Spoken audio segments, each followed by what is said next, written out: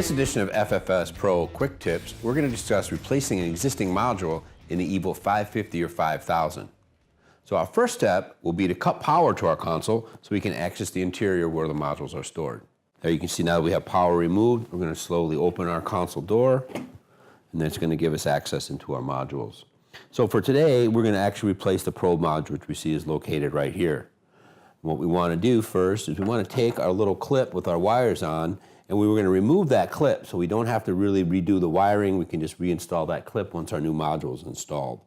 So a quick way to do that is you just give it a little pull, lay it off to the side. Then it'll also give us access to our bottom screw, which will be the first one we're going to loosen on our module. And the screws on here got a little spring in them, so they will actually, you can actually see the spring when you bring it out. So we've got our bottom one loosened, and we're going to start at the top. Once we got it loose, we can double check and give our little module a tug, and you see that it slides right out for us, nice and slow.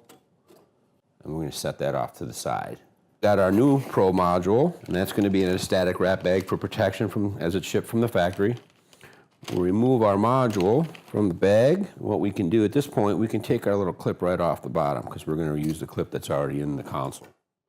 Then what you want to do is you want to look for the guide. You see a guide at the bottom here and also at the top. That's going to actually allow us to guide our module nice in straight so we get a nice secure connection at the back. We'll slowly slide her in. And there you go. You see the module push back in, and it's going to be plush with the other modules. So once our module is fully in, we're going to tighten our screws.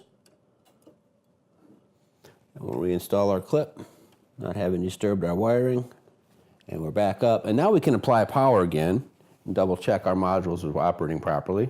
Now we see the lights flashing on. We see our new module's got a green light flashing as it boots up. So now we can see all of our lights are green, indicating that all of our modules are operating properly, including the new one we installed.